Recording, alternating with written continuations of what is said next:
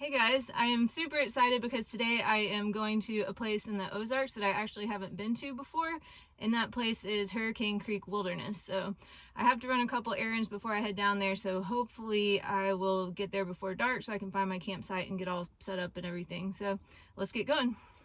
So I actually do not think that I'm going to make it to the camping spot before it gets dark, but it's all part of the adventure, right folks? Made it here a little while ago, right before it got dark. One of the things it said on the review is that it's super secluded and peaceful by a creek, but looks like there's someone's house like right there. It's not really an ideal camping spot, but it'll do for tonight because it's already dark and I don't want to keep driving around looking for a spot in a place that I'm not familiar with. So I think I'll make a fire, cook some dinner, and then relax for the rest of the evening. So I wanted to talk a little bit more about finding dispersed campsites. Now, a dispersed campsite is basically anywhere that's free and not in a designated campground, and there's usually not any types of facilities like bathrooms or things like that. And so the two apps that I like to use to find free campsites are iOverlander and freecampsites.net. Now, if you've watched some of my previous videos, you know that these type of sites are not always reliable. It's important to have a backup plan. So if whatever site you decide on is taken or it's not what you expected, then you have somewhere else you can go. Important to have some type of satellite device like a Zoleo or a Garmin InReach, and that way if you do end up in a place with no signal that you were expecting to have a signal, you can still send text, communicate with your family or friends and let them know you're okay. So definitely recommend getting one of these. I'm not exactly sure what the plan is for tomorrow. We will definitely be finding a new campsite, and I saw a cool bridge up the road that I want to take a look at, and we'll probably do some hiking, and I might even ride my bicycle. So good night, y'all. Good morning, y'all. This is the spot where we camped last night in the daylight, and you can see that there's a nice little creek here. If it wasn't so cold, then maybe we could go swimming, but not today.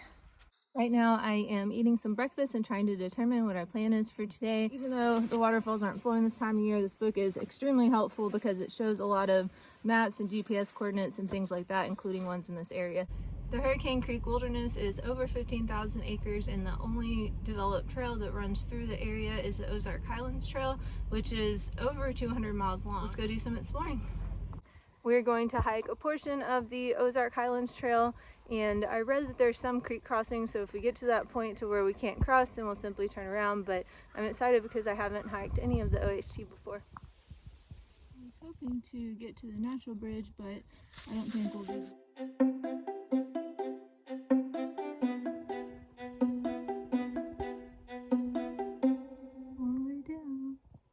So if you look at our hike on AllTrails, you'll see how we've had about 583 feet of elevation gain, but up ahead the trail is going to drop down steeply, and so I don't think we want to go all the way down there and climb back up. We've been hiking for about 1.5 miles now, so I think we will turn back and head back to the van.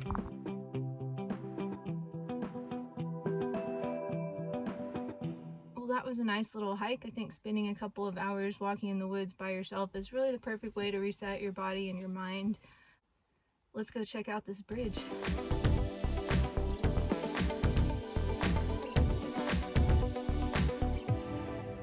Now I'm going to let the doggies take a nap in the van. Humor is definitely worn out from our hike, while I show you Pam's Grotto.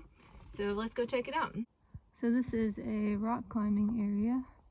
I didn't want to bring the dogs because the trail's a little tricky in some spots, and there's a little bit of rock scrambling towards the end. I just dropped my phone down in between two boulders, but luckily it was in a spot where I could still get to it.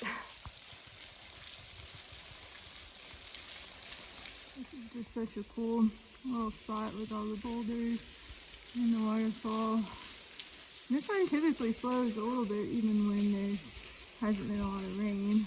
Well, that didn't exactly go as planned, so on the way back I got a bit turned around and did some unintentional bushwhacking, but I eventually ended up down at the road about 1/4 mile from where the van was parked, so all's well that ends well. Like I've said before, it's important to always have some sort of GPS going so that if you do get turned around and off the trail, you can find your way back. For tonight, we'll be camping at Haw Creek Campground, which used to be a paid campground in the Ozark National Forest, but now it's free, so let's get going.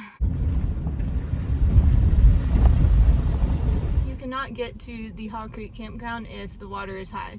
So this is our campsite at Haw Creek Campground, number 6, I believe. Nice spot. Here lies the Haw Creek Witch.